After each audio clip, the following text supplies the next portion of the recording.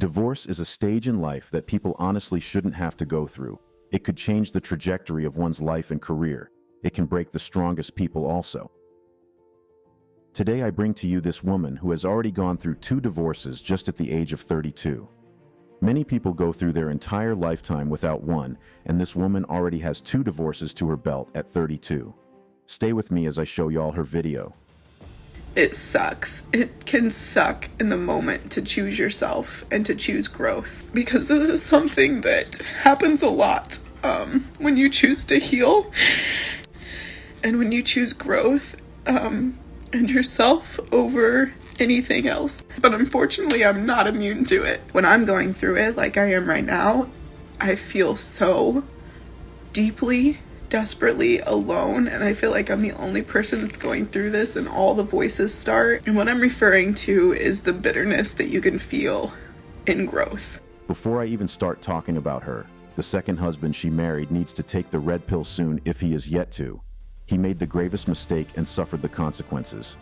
I suppose he should have learnt his lesson, especially if he lost custody of his children, or he has to pay alimony every month. I will say it again. Marrying a previously divorced woman is a very wrong decision, especially if you happen to find out why she did it. And it is, I chose myself, I chose growth, so I had to leave.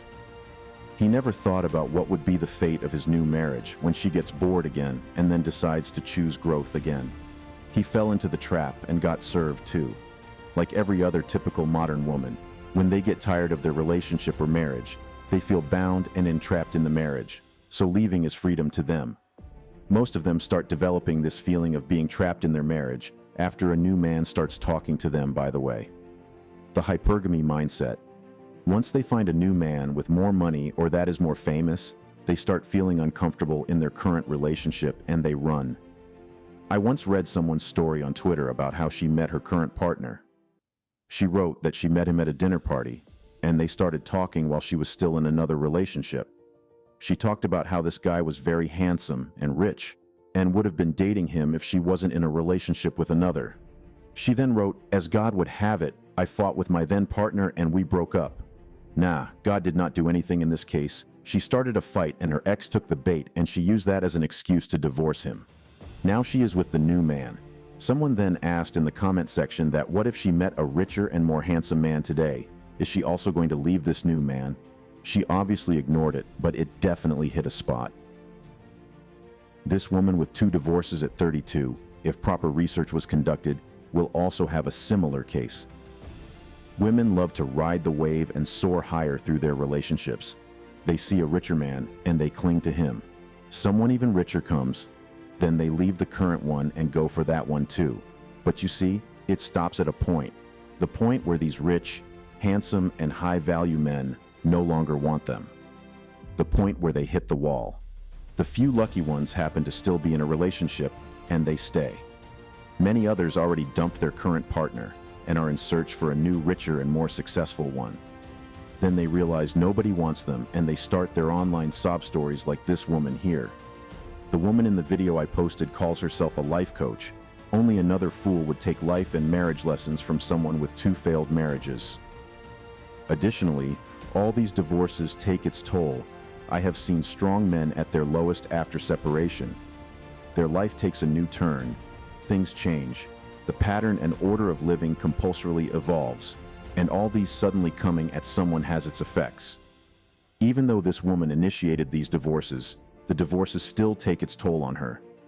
The new wave of loneliness first sets in, then she starts to wonder what is wrong with her. She, like most others, will then start making videos, talking about some childhood trauma they never had and try to get online validation and pity so they can feel better and ease their loneliness. That only works for a short while though, especially for a woman like her who is over 30 already and has hit the wall. It is most likely over for her. She is going to be lonely for the rest of her life, and if she tries too hard, she will only keep getting used and dumped. They realized the freedom that they so badly yearned for while they were in stable relationships was not so free. They now have to pay for everything they need themselves, and they also have to do everything, even the most strenuous jobs themselves. What I'm referring to is the bitterness that you can feel in growth. Because there's often a lot of grief, a lot of letting go, and a lot of opportunities for you to choose what you know you need to choose. But now that you're on the path of healing, you are choosing to listen to that voice instead of just ignoring it or rebelling against it. And I have spent the better part of my life rebelling against it and choosing to deny myself in the hopes of feeling worthy and feeling love and feeling safe. And it always backfires on you. So when you're in that time, and maybe you're in it right now, I just wanted to make this so that you know you're not alone, because when I'm going through it like I am right now, I feel so deeply, desperately alone, and I feel like I'm the only person that's going through this, and all the voices start. And I wish that I would scroll across the video like this where it just says, it sucks. It can suck in the moment to choose yourself and to choose growth. But if you're doing it for a reason, and now is not the time to back down from it. Do these women ever think and take a look at the reasons they had for divorce? Do they care if you want to end things or how you yourself are feeling? Women like this only care about their own feelings and never their partners. And when they are prepared to leave, nothing is stopping them. There's nothing you could possibly do at this point to save your marriage. That's why, when I see men go for divorced women, I shake my head. I do not try to stop them. They will learn from the experience. Happily, men are getting wiser, and the number of simps out here is reducing by the numbers daily.